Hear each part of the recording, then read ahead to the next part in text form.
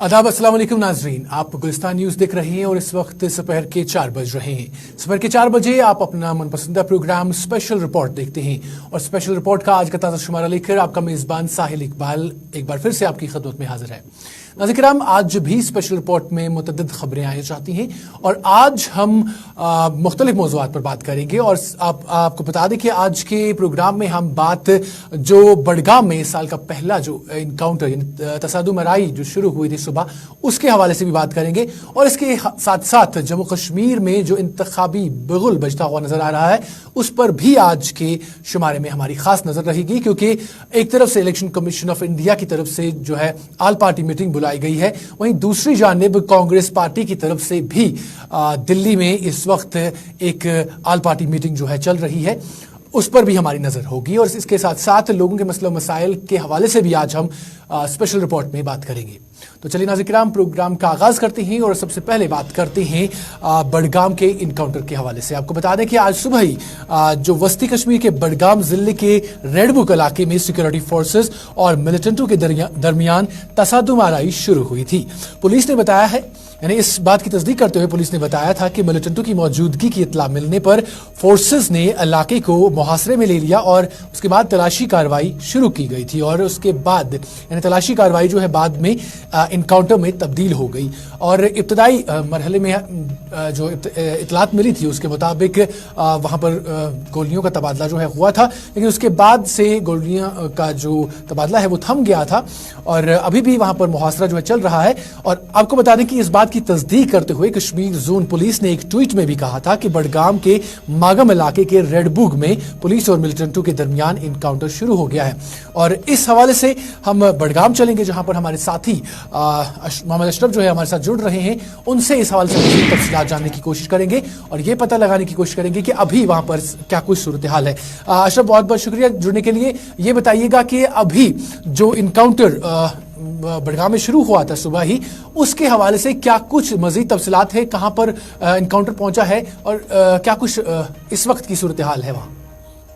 देखिए साहिल, जहां तक हम आज इस इनकाउंटर की बात करते हैं, सुबह करीबन 7 बजे जो है बडगाम के रेडबुक, जो कि मागम पुलिस स्टेशन के अंदर ये गांव आता है जिसको रेडबुक कहा जाता है, वहां पर जो है जम्मू कश्मीर पुलिस, सीआरपीएफ और आर्मी ने जो है एक मुआसरा चलाया। और मुआसरे के दौरान जहां पर उनको पहले से इंफॉर्मेशन है कि शायद इस जगह पे जो है मिलिटेंट्स की मौजूदगी हो सकती है, जैसे वो वहां पर पहुंचते हैं तो वहां से जो तलाशी कार्रवाई के दौरान वहां से जो है गोलियां चलती हैं और उसके बाद ये मुआसरा जो है इनकाउंटर में तब्दील हो जाता है। तब से लेकर यानी 10:30 बजे के करीब जो है गोलियों का तबादला जो है मिलिटेंट्स और सिक्योरिटी फोर्स के बीच देखने को मिला। उसके बाद लगातार तब से लेकर अभी तक जो है मुआसरा लगातार कंटिन्यू था। जितने भी एग्जिट पॉइंट से उनको पहले से सीज कर दिया था, किसी को उस इलाके में आने न जाने की इजाजत दी जा रही थी। मगर कुछ देर पहले की अगर हम बात करें तो वहां से जो आहिस्ता आहिस्ता सिक्योरिटी फोर्सेस वहां से अब वापस निकलते हुए नजर आ रहे हैं, क्योंकि लग ही रहा है कि मिलिटेंट्स शायद जो है वहां पर भागने में कामयाब हो चुके हैं। क्योंकि जिस तरह से हमने देखा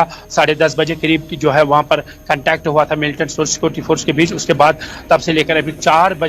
भी बज चुके हैं, तब से लेकर अभी तक जो है खाली जो है तलाशी कार्रवाई जो है उस इलाके में जारी थी। अब लग रहा है कि शायद जो है मिलिटेंट्स वहां पर भागने में कामयाब हो चुके हैं। जी साहिल। अशरफ, आपसे ये भी जानना चाहेंगे कि क्या आपकी बात जो पुलिस के एहलकार है उनसे हुई, या इसके साथ साथ जहां पर ये फायरिंग वगैरह हुई थी, आप उस इलाके के बारे में बताइएगा कि कहां पर ये मतलब रिहायशी इलाका था या कहीं किसी बागात में था, किस तरह का इलाका था और क्या कुछ पुलिस का कहना है इस हवाले से? देखिए, जहां तक हम इस इलाके की बात करें, खासकर इस इनकाउंटर की बात करें, तो ये इलाका रेडबुक का इलाका है और ये कहा जा रहा है एक मकान में ये मिलिटेंट्स जो छुपे हुए थे। जैसे उस मकान के करीब सिक्योरिटी फोर्स सुबह से तलाशी कार्रवाई के दौरान जाते हैं तो वहां से गोलियां चलने के बाद उस मकान से वो फरार होने में कामयाब हो जाते हैं। उसके बाद इस इलाके की जब हम बात करें, साथ में काफी ज्यादा करेवाज है, करेवाज बहुत बड़े बड़े और बड़े बड़े नाले लगे बने हुए हैं, तो शायद उन नालों या करेवाज का फायदा उठाते उस इलाके से जो है मिलिटेंट्स भागने में कामयाब हो चुके। मगर अभी भी हम देख रहे हैं वहां पर अभी भी सिक्योरिटी फोर्स है जम्मू कश्मीर पुलिस के जो एहलकार है वो वहाँ पर मौजूद है, मगर जिस तरह से अभी सिचुएशन है, जिस तरह के हालात लग रहे हैं, उससे ये लग रहा है कि शायद मिल्टन जो है वहाँ से भागने में कामयाब हो चुके हैं। जी साहिल, बहुत बहुत शुक्रिया आपका अशरफ तमाम तफसीलात पहुंचाने के लिए। तो नाज़रीन किराम, हमारे साथी अशरफ जो है ग्राउंड जीरो से मजीद तफसीलात इस हवाले से पहुंचा रहे थे, यानी जो वस्ती कश्मीर के बडगाम जिले में सुबह ही जो इनकाउंटर की खबर मौसूल हुई थी और उसके बाद से ही लेकर हमारी इस पर नजर थी। और अभी जिस तरह से हमारे साथी ने बताया कि ऐसा लगता है कि वहां से मिल्टन जो है वो भागने में कामयाब हो गए हैं। हालांकि सिक्योरिटी फोर्सेस के एहलकार अभी भी वहां पर मौजूद है, लेकिन जो सूरत हाल इस वक्त वहां पर बनी हुई है उससे साफ जाहिर हो रहा है कि मिलिटेंट जो हैं वो वहां से भागने में कामयाब हुए हैं। और इसके साथ साथ अभी भी वहां पर सिक्योरिटी फोर्सेस के कुछ एहलकार जो है तैनात हैं और वहां पर छानबीन जो है वो अभी भी चल रही है। हेलो हेलो नाज़रीन किराम, अब बात जम्मू कश्मीर के हवाले से करते हैं, यानी जम्मू कश्मीर में इंतखाबात के हवाले से करते हैं। पिछले कुछ एक दिनों से लगातार इस तरह की खबरें जो है मौसूल हो रही हैं, जिससे ये बताया जा सकता है कि जम्मू कश्मीर में इंतखाबात का बिगुल कहीं ना कहीं बजता हुआ नजर आ रहा है। और जिस तरह से एक तरफ इलेक्शन कमीशन ऑफ इंडिया की तरफ से ऑल पार्टी मीटिंग जो है बुलाई गई, हालांकि उसका मकसद कुछ और है, लेकिन वहां से यह भी अंदाजा लगाया जा रहा है कि शायद जम्मू कश्मीर में इंतखाबात के हवाले से भी इस ऑल पार्टी मीटिंग में कोई बात सामने निकल कर आए। वहीं दूसरी जानिब आपको बता दें कि इस पर आज डॉक्टर फारूक अब्दुल्ला जो कि नेशनल कॉन्फ्रेंस के सदर और इसके साथ साथ साबिका वजीर आला भी हैं जम्मू कश्मीर के, उन्होंने इस हवाले से आज बात करते हुए कहा है। और आपको बता दें कि इस पर यानी जो ऑल पार्टी मीटिंग है उस पर भी उन्होंने आज बात की है। और इसके साथ साथ जो राहुल गांधी की भारत जोड़ो यात्रा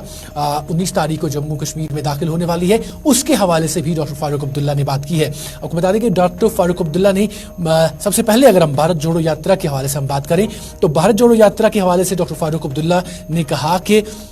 ये यात्रा जो है ये मजहबों में तफरुक को दूर करने की यात्रा है। इससे ताबीर करते हुए उन्होंने कहा है कि राहुल गांधी मुल्क भर में भारत जोड़ो यात्रा कर रहे हैं और इसका मकसद मुल्क में सभी मजहबों के लोगों यानी सभी मजाहब के लोगों में अमन और भाईचारा बहाल करना है। और उन्होंने कहा है कि यह खुशकिस्मती की बात है कि राहुल गांधी मुल्क भर में नफरतों को खत्म करने के लिए पहल कर रहे हैं। और साथ ही साथ अगर हम इलेक्शंस के हवाले से बात करें, अब रियासत यानी यूं कहें कि जम्मू कश्मीर के हवाले से अगर हम बात करने की कोशिश करें तो इस पर भी उन्होंने बात की, यानी जो ऑल पार्टी मीटिंग बुलाई गई है 16 तारीख को इलेक्शन कमीशन ऑफ इंडिया की तरफ से, उस पर जब उनसे सवाल पूछा गया तो उस पर डॉक्टर फारूक अब्दुल्ला ने कहा कि इलेक्शन कमीशन के साथ ऑल पार्टी मीटिंग जो है उस पर बात उन्होंने करते हुए कहा कि उन्हें भी इसका जो है दावतनामा मिला है और उनकी पार्टी के जो लीडरान हैं वो भी इस हवाले से जो है बात करेंगे, वो भी वहां पर जाएंगे और वो भी वहां पर उनसे बात करने की कोशिश करेंगे और वहां से सुनेंगे क्या कुछ वो कहते हैं और फिर अगर उन्हें मौका मिलता है यहां से कहने का तो वो यहां से भी कहेंगे। इस हवाले से डॉक्टर फारूक अब्दुल्ला मजीद क्या कुछ कहते हैं, आइए सबसे पहले वो सुनते हैं। क्या कहूँगा आपसे, क्या कहूँगा, आती हैं और डेडलाइंस जाती हैं, कोई बड़ी बात नहीं। कल इलेक्शन कमीशन ने ऑल पार्टी मीटिंग बुलाई है, जहाँ बुलाई है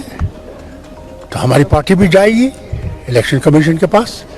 सुनेगी उनने क्या कहना है, फिर अगर हमने कुछ कहना होगा हम भी कहेंगे वहाँ पे। भारत जोड़ो यात्रा होने वाली है, स्टेज पर सोनिया गांधी होने वाली क्या चल रही है, स्टेज पर सोनिया गांधी वो 3500 किलोमीटर चल गई है। सर स्टेज पर सोनिया गांधी होगी, 370 के बारे में बात होगी। आपको 370 की इतनी फिक्र है, मुझे सवाल समझ नहीं आता है। भारत यात्रा किस लिए है? जो मजहबों में यहाँ पे तफर्रुक़ पैदा किया जा रहा है उसको दूर करने के लिए किया जा रहा है कि हम सब लोग इकट्ठे रह सकें, हिंदू मुसलमान सिख ईसाई बौद्ध सब इकट्ठे रह सकें, यही तो यात्रा का फर्ज है, उसका काम है। उसीलिए तो निकला है कि जो नफरतें बढ़ रही हैं उन नफरतों को कम किया जाए। अब कल ही देखिए एक को मुसलमान को पकड़ा और उसको मारा और मारते गए जब तक उससे कहा कि ये बोलो। इन चीज़ों का चैलेंज है और बड़ी खुशी की बात है कि इलेक्शन ज़रूर होने चाहिए।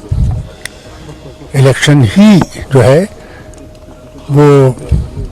लोगों की हुकूमत बनाता है और लोगों की मुश्किलों को दूर कर सकता है, एक लेफ्टिनेंट गवर्नर नहीं कर सकता। सर राज्य में बीडीसी मेंबर्स को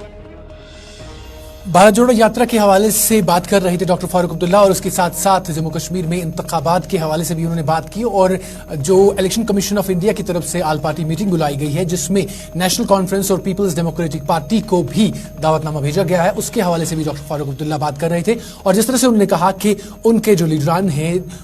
यानी जो उनके तरफ से रिप्रेजेंटेटिव जाएंगे इस आल पार्टी मीटिंग में, वहां पर वो सुनेंगे कि जम्मू कश्मीर के लिए इलेक्शन कमीशन ऑफ इंडिया ने क्या कुछ तैयार किया है। और इसके अलावा अगर वहां पर उन्हें बात करने का मौका मिलता है तो उनके रिप्रेजेंटेटिव्स जम्मू कश्मीर के हवाले से बात भी करेंगे। और इसके साथ साथ उन्होंने कहा कि जम्मू कश्मीर में इंतखाबात जल्द से जल्द होने चाहिए, क्योंकि वक्त की अहम तरीन जरूरत है। लेकिन वहीं दूसरी जानिब अगर बात करें तो इसके पहले, यानी इलेक्शन कमीशन ऑफ इंडिया की आल पार्टी मीटिंग के पहले, आपको बता दें कि कांग्रेस पार्टी की तरफ से दिल्ली में इस वक्त जो है आल पार्टी मीटिंग हो रही है। और उन्होंने तमाम जो हम ख्याल जमाते हैं, उन्होंने कहा कि जो तमाम हम ख्याल जमाते हैं उनको दावतनामा भेजा गया है, उन्हें जो है मदऊ किया गया है इस आल पार्टी मीटिंग में, जो कि कांग्रेस पार्टी की तरफ से बुलाई गई है, दिल्ली में इस वक्त जारी है, वहां पर शिरकत करने के लिए उन्हें बुलाया गया है। और तवक्कात है कि वादी कश्मीर से भी जो है कुछ पार्टी के लीडरान जो है इसमें शिरकत करेंगे। इस हवाले से इस सब पर, इस सारी सूरत हाल पर नजर बनाए हुए हैं हमारे सीधे साथी सनम एजाज साहब। उनसे हम बराह रास्त बात करेंगे और उनसे जानने की कोशिश करेंगे कि आखिर ये आल पार्टी मीटिंग्स, फिर चाहे इलेक्शन कमीशन की तरफ से हो या उसके पहले कांग्रेस पार्टी की तरफ से हो, इसका जम्मू कश्मीर की आवाम को किस तरह से फायदा हो सकता है, या जम्मू कश्मीर की आवाम इससे क्या कुछ जो है रिजल्ट्स ले सकती है। हमारे साथी सनम एजाज साहब जुड़े हुए हैं। सनम साहब, बहुत शुक्रिया आपका ज्वाइन करने के लिए। तो बताइएगा कि जिस तरह से एक तरफ से हम देख रहे हैं कि इलेक्शन कमीशन ऑफ इंडिया की तरफ से आल पार्टी मीटिंग जो है 16 तारीख को बुलाई गई है, हालांकि उसका मकसद जो है वो कुछ और है, लेकिन ये भी बताया जा रहा है कि शायद जम्मू कश्मीर के हवाले से कोई बड़ी खबर वहां से निकल कर सामने आए। वहीं दूसरी जानिब कांग्रेस पार्टी की तरफ से आल पार्टी मीटिंग बुलाई गई है और कहा जा रहा है कि जो भी हम ख्याल जमाते हैं वो इसमें शिरकत करें। तो क्या कुछ समझा जा सकता है इस सारे जो पेशरफ्त हो रही है? देखिए, बिल्कुल साहिल, दोनों जो मीटिंगें हैं दिल्ली में, ये कहीं न कहीं जम्मू कश्मीर के आसपास भी घूमती हुई दिखाई दे रही हैं। अगर हम इस पे साफ तौर पे नज़र डालें तो इलेक्शन कमीशन की जो मीटिंग है, इलेक्शन कमीशन की उस मीटिंग है जिसमें वो जम्मू कश्मीर से लेके जो डेमो दे रहे हैं, वो इंतखाबी जो मशीनरी का जो डेमो दिया जा रहा है, उसमें जो पार्टीज़ को, डिफरेंट लोगों को बुलाया गया है, तो वो साफ ज़ाहिर है इस साल जो है चुनाव हो रहे हैं मुख्तलिफ रियासतों में। और फिर आपको याद होगा 3 दिन पहले ही बीजेपी ने भी जम्मू कश्मीर के हवाले से ये अंदिया दिया है कि इस साल जम्मू कश्मीर में इंतखाबात होंगे। तो और फिर जम्मू कश्मीर की लीडरशिप को या जम्मू कश्मीर की जो सरकार है उसको इस मीटिंग में बुलाना साफ जाहिर करता है कि कहीं न कहीं इस साल जम्मू कश्मीर में भी चुनाव के हवाले से कोई सरगर्मी दिखाई दे सकती है। और अगर दूसरी मीटिंग आप बात करें, जो दूसरी मीटिंग कांग्रेस की नहीं बल्कि आल अपोजिशन पार्टीज़ की मीटिंग है, और इस आल अपोजिशन पार्टीज़ की मीटिंग में जम्मू कश्मीर से जो पोलिटिकल पार्टीज़ हैं, ख़ासतौर पर चूँकि मुल्क की सभी, लगभग सभी जो अपोजिशन की सियासी जमातें हैं वो इसमें मदऊ भी हैं और लगभग शिरकत भी कर रही है। लेकिन चूंकि हमारा जो मुद्दा मकसद है इस वक्त जम्मू कश्मीर की तरफ नज़र रखना, तो जम्मू कश्मीर से भी जो अपोजिशन जो पॉलिटिकल पार्टीज़ हैं वो यहाँ पे आई हुई हैं। जिस तरह सुहेल बुखारी हैं, उसको हमने देखा जो पीडीपी से हैं, और हमने कुछ और लोगों को भी देखा इस मीटिंग में जो जम्मू कश्मीर के से हैं, वो अभी जो मीटिंग से पहले जो है दिल्ली पहुँचे हुए थे। और इसमें कांग्रेस की मीटिंग में कुछ जिस तरह फारूक ने बताया कि भारत जोड़ो यात्रा है, वो अलग सी बात है, लेकिन उसके साथ साथ एक अपोजिशन जो है वो इस वक्त एक बड़ा जो प्लेटफार्म है वो तैयार करने की कोशिश करी है, चाहती है कि एक अच्छा प्लेटफार्म हो, एक वो प्लेटफार्म जो बीजेपी का मुकाबला कर सके। तो उसके लिए सभी जो सियासी जमात ये कोशिशें करी हैं, क्योंकि बीजेपी वर्सेस हाल के मामलात में इस वक्त जो है, या बीजेपी वर्सेस अदर्स के मामले में अदर्स जो हैं, जो पार्टीज़ हैं, जो रीजनल पार्टीज़ हैं या जो नेशनल पॉलिटिकल पार्टीज़ हैं, उन सबको कहीं ना कहीं बैकफुट पे जाना पड़ता है। तो उसकी वजह से उनको बहुत ज़्यादा पॉलिटिकल माइलेज जो नुकसान है वो बहुत ज़्यादा झेलना पड़ रहा है। तो वही उसी की स्ट्रैटेजी अपनाने की कोशिश की जा रही है, और ये बहुत पहले से थी, क्योंकि बहुत पहले से ग्रैंड अलायंस बनाने की भी कोशिश की गई थी, उसमें कामयाब नहीं हुई, और उसके बाद अब ये जो शुरुआत दोबारा की गई है, ये साफ जाहिर है अभी तो इब्तिदा है, लेकिन आखिर पे ग्रैंड अलायंस की तरफ ही जाने की कोशिश करेगा। और इसमें आप देखना होगा कि ये कितने कामयाब रहते हैं आज की मीटिंगें, और उसके बाद जो नई मीटिंग का सिलसिला होगा उन मीटिंग्स में किस तरह के जो सभी जो पॉलिटिकल पार्टीज़ हैं या रीजनल पार्टीज़ हैं उनके जो अपने अपने कंसर्न्स हैं उनको किस तरह से ऑन बोर्ड लिया जाएगा, और उसके बाद अगर वो ऑन बोर्ड लिया जाता है तो एक ग्रैंड अलायंस की शुरुआत हो सकती है। लेकिन अभी हमें इंतजार उसके लिए करना पड़ेगा। सनम जी, आपसे एक आखिरी सवाल जानने की कोशिश करेंगे कि जिस तरह से आपने कहा कि एक तरफ से से हम देख रहे हैं कि बीजेपी भी इलेक्शन का जो बात है वो करती हुई नजर आ रही है। हाल ही में उनकी कोर ग्रुप की मीटिंग भी हुई थी। वहीं दूसरी जानिब हम देख रहे हैं कि लगातार एहतजाज हो रहे हैं और आज भी हमने देखा जम्मू के अंदर जो है लद्दाख एपेक्स बॉडी और दूसरी जो बॉडियां हैं उनकी मुश्तरका वहां पर एहतजाज हुआ था जो जम्मू में किया गया और ये बताया गया कि स्टेटहुड को बहाल किया जाए, उनका जो छठा शेड्यूल है उसको बहाल किया जाए। तो इस दौरान बीजेपी का इलेक्शन के लिए तैयार होना, क्या आपको लगता है कि बीजेपी इस वक्त पूरी तरीके से इलेक्शंस के लिए तैयार हो सकती है जम्मू कश्मीर में? देखिए, हमें जम्मू कश्मीर की सिचुएशन को अब 5 अगस्त के बाद 2 हिस्सों में देखना पड़ेगा। एक हिस्सा जो लद्दाख का हिस्सा है, दूसरा जम्मू कश्मीर का। लद्दाख के लोग अगर प्रोटेस्ट वगैरह करते हैं तो उनको असम्बली वगैरह फिलहाल नहीं है, तो अगर वो असम्बली रिलेटेड कोई प्रोटेस्ट वगैरह करते हैं तो वो अलग से उनका जम्मू कश्मीर की सियासत पे उतना ज़्यादा असर नहीं पड़ेगा। हम कह सकते हैं कि लगभग वो नफ़ी के बराबर है जम्मू कश्मीर की पोलिटिकल सियासत पे। हाँ, अगर लद्दाख से अपोजिशन को कोई मवाद मिलता है तो वो बीजेपी के लिए यहाँ अपोजिशन उसको कैश भी करा सकती है। लेकिन जम्मू कश्मीर में जो जम्मू और कश्मीर 2 सूबे जो आप बचे हुए हैं, इन 2 सूबों में चुनावों के हवाले से बीजेपी खुद भी परसों जो उनका कोर ग्रुप इजलास था उसमें उन्होंने बता दिया है। उसके बाद अंदाजे जो हैं दिल्ली से लेके जम्मू कश्मीर तक जो लीडर्स से बात की जा रही है तो उसका माना जा रहा है कि ये जो है तैयार हो चुके चुनाव के लिए। लेकिन आपने जब प्रोटेस्ट की बात की तो जम्मू कश्मीर में जो प्रोटेस्ट हैं, खासतौर पर जो सरकारी मुलाजमीन के प्रोटेस्ट हैं या वो कैजुअल डिलीवरीज के प्रोटेस्ट हैं, वो रहबर ज़राअत के प्रोटेस्ट हैं या दूसरे जितने भी प्रोटेस्ट हैं, आंगनबाड़ीज़ के प्रोटेस्ट हैं, उन प्रोटेस्ट की वजह से जम्मू कश्मीर में बीजेपी को बड़ा नुकसान हो सकता है। लेकिन हमने जो परसों भी हमने ये सवाल बीजेपी के कई बड़े अहदेदारों के साथ उठाया था तो उन सब का मानना था कि वो सही समय का इंतज़ार किया जा रहा है और वो सही समय जो है वो शायद अगले 1-1.5 महीना होगा। इस 1-1.5 महीने के दौरान सरकार जो है इन मामलात को निपटा लेगी, क्योंकि इतने बड़े मामले बड़ी सरकारों या बड़े मुल्कों में नहीं होते हैं। ये छोटे से मामलात हैं, एक कोने के कुछ मामलात हैं और इनमें कितना जो फाइनेंशियल इन्वॉल्वमेंट होती है वो बहुत कम होती है। तो उस इन्वॉल्वमेंट को सरकार जो है वो कहते हैं ना भैया कि जुम्बिश, उसको ख़त्म भी कर सकती है। तो ये इतने बड़े मामले नहीं। लेकिन एक बड़ा मामला जो इस वक्त सरकार को बैकफुट पे ले आएगा या बीजेपी को लिए परेशानी का सबब है वो ज़मीन का मामला है, जो जम्मू से लेकर कश्मीर तक उतना ही सरकार के लिए दर्द-ए-सर बन रहा है। बहुत बहुत शुक्रिया सनम तमाम तफसीलात पहुँचाने के लिए। इस हवाले से नाज़िर हमारे साथी सनम एजाज जो हैं इस हवाले से तफसीलात बता रहे थे, जिस तरह से जो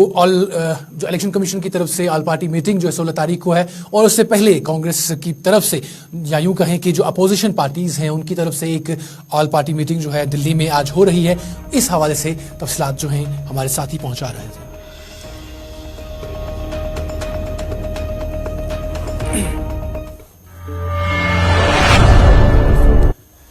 नाज़िर, जहां एक तरफ इलेक्शंस के हवाले से बात हो रही है, वहीं दूसरी जानिब राहुल गांधी की भारत जोड़ो यात्रा के हवाले से भी बात हो रही है, क्योंकि भारत जोड़ो यात्रा जो है वो अपने इख्तिताम के जो अयाम हैं उनमें दाखिल हो चुकी है और 19 तारीख को भारत जोड़ो यात्रा जो है वो जम्मू कश्मीर में दाखिल होने वाली है और उसके बाद 3 जगहों पर जो है राहुल गांधी जो है वो खिताब करने वाले हैं लोगों से और इस पर तैयारियां जो हैं वो जोरों शोरों से हैं। और इसके हवाले से आज कांग्रेस पार्टी की तरफ से श्रीनगर में एक प्रेस कॉन्फ्रेंस भी बुलाई गई है और इस प्रेस कॉन्फ्रेंस में जो रजनी पाटिल हैं जो कि ऑल इंडिया कांग्रेस कमेटी की इंचार्ज हैं जम्मू कश्मीर के लिए, उन्होंने मीडिया से बात करते हुए कहा और इनके साथ साथ जो है जेकेपीसीसी के चेयरमैन जो हैं वकार रसूल वानी और इसके साथ साथ तारिक हमीद कर्रा, जी मीर और दीगर पार्टी लीडरान भी मौजूद थे। और इस हवाले से यानी भारत जोड़ो यात्रा के हवाले से उन्होंने बात करते हुए कहा है और ये बताया कि ये जो यात्रा है जम्मू कश्मीर में 19 तारीख को दाखिल होने वाली है और उसके साथ साथ तैयारियों के हवाले से भी उन्होंने तमाम तफसीलात बताई हैं और उसके साथ उन्होंने कहा कि कांग्रेस पार्टी के साथ लोग और उनके साथ जम्मू कश्मीर के मुख्तलिफ सियासी पार्टियों के लीडरान जो हैं वो भी इसमें शिरकत करने वाले हैं। रजनी पाटिल इस हवाले से मजीद क्या कुछ कहती हैं, आइए देखते हैं। की प्रेस कॉन्फ्रेंस खासतौर पे राहुल जी की जो भारत जोड़ो यात्रा कन्याकुमारी से शुरू हुई है 7 सितंबर को, उसका कल्मिनेशन होगा 30 जनवरी को हमारे श्रीनगर में। और आपने सबने देखा होगा टीवी पर, हमेशा जब भी वो बोलते हैं कि श्रीनगर में जाके मैं मेरी यात्रा समाप्त करूंगा और झंडा लहराऊंगा। तो उसी कार्यक्रम के अनुसार वो श्रीनगर आ रहे हैं 30 तारीख को। 19 तारीख को उनका आगमन होगा हमारे पंजाब के बॉर्डर पे, पंजाब और जम्मू के बॉर्डर पे लखनपुर में, और लखनपुर में फ्लैग हैंड ओवर सेरेमनी होगा, उनका स्वागत करेंगे और दूसरे दिन से उनका चलना शुरू हो जाएगा। लखनपुर से लेके कठुआ, सांबा, एक टप्पा क्रॉस करके वो आ जाएंगे जम्मू सतवारी चौक। जम्मू के सतवारी चौक में उनके एक बड़ा प्रोग्राम होगा, जाहिर मीटिंग होगी, उनके एक जलसा होगा और उसके बाद में फिर जम्मू से निकल के वो आगे निकलेंगे, उधमपुर से के रास्ते से वो आ जाएंगे बनिहाल और बनिहाल। नाज़रीन, जहां रियासत माफ कीजिएगा, जहां जम्मू कश्मीर की अगर हम बात करें तो एक तरफ इंतखाबी बुग़ल जो है वो बजता हुआ नजर आ रहा है और इसमें जो बयानात है वो सामने आ रहे हैं। वही दूसरी जानिब अगर हम लद्दाख के हवाले से बात करें तो लद्दाख में